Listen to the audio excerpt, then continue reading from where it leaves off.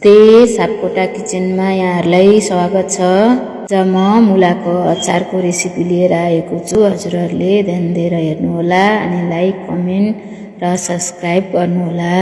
मैले चाहिँ यो बजारबाट मुला लिएर आएर खलखल मजाले पखालेँ अनि त्यसपछि काटिरहेको छु। अनि चाहिँ यो मुलालाई काटिसकेपछि लामो लामो पातला पातला मसिना बनाउने मुलाको चिरा बनाउने। मुला चाहिँ एकदम सदाबहार हुन्छ क्या, मुला चाहिँ पाउन सकिन्छ। मुलाको अचार फेरि एकदम मिठो र स्वादिलो हुन्छ। अनि यसमा चाहिँ मैले हरियो खुर्सानी मिसाउँदैछु। हरियो खुर्सानी पनि पखालेर अनि काटेर हरियो खुर्सानी, मुला अनि तोरी, रायो तोरी जे भए पनि हुन्छ।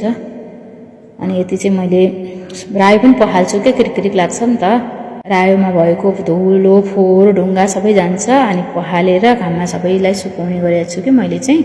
यो सबै काटिसकेको तरकारी भनौँ न, मुला, खोर्सानी सबै चिजहरू छन् नि, त्यो चाहिँ अनि मैले चाहिँ यसरी काटिरहेको छु। देखिहाल्नुभयो हजुरहरूले, यसरी काटिरहेको छु। यसरी काटिसकेपछि चाहिँ यस्तो भयो, देख्नुभयो नि हजुरहरूले। अनि काटेपछि चाहिँ अब म यसलाई चाहिँ घाममा सुकाउन जाँदैछु। यो मुला चाहिँ अलि धेरै छ क्या मैले। अब यसलाई चाहिँ मैले घाममा सुकाएँ, देख्नुभयो नि। एक दिनभरिको घाममा सुकाउँछु। आजभोलि घाम चर्को लाग्छ।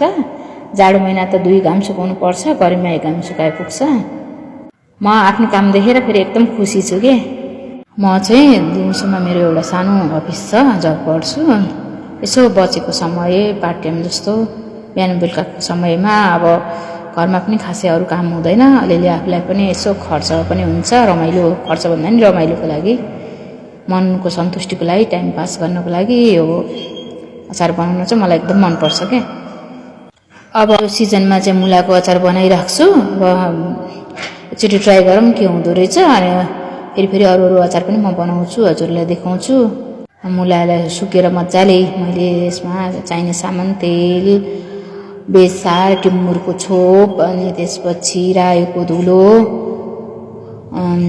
हरियो खुर्सानी, नुन, बेसारहरू सबै चिज चाहिने सामानहरू हालेर मजाले मोलेँ।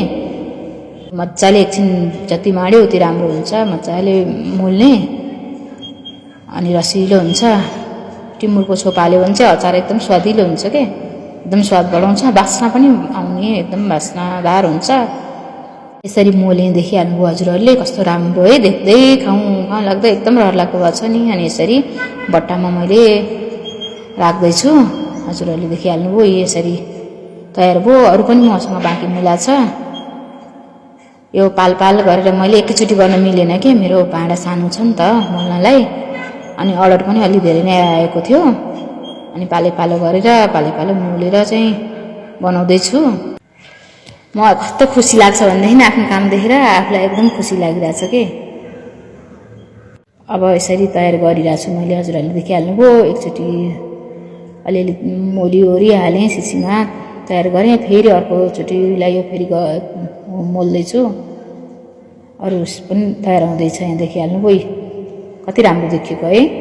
यसरी चाहिँ मैले मुलाको अचार तयार गरेँ। यदि हजुरहरूलाई पनि मुलाको अचार खान मनपर्छ भने मलाई सम्पर्क गर्नुहोला।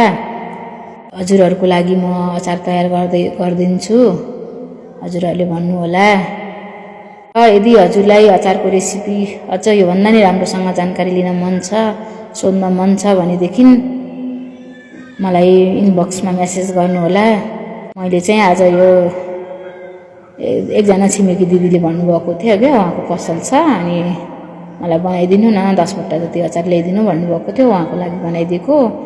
अनि आफ्नो इष्टमित्र, नातेदारहरू अरूहरूले नि लिइसक्नुभयो। गएको 1 महिनाको अवधिमा मैले यो कामै गरेको होइन, पार्ट टाइम गर्दाखेरि यसो जिस्किया भरले रमाइलोको लागि गर्दा पनि 100 बट्टा जति अचार बेचेँ। पैसाको त केही कुरो भएन खासै, मैले महँगो पनि लिएकी छैन, सस्तोमै दिइरहेको छु। आम्दानी त मेरो खासै छैन, तर मलाई चाहिँ खुसी छु कि आफ्नो काम देखेर। त्यसमै म एकदम खुसी छु। नमस्ते।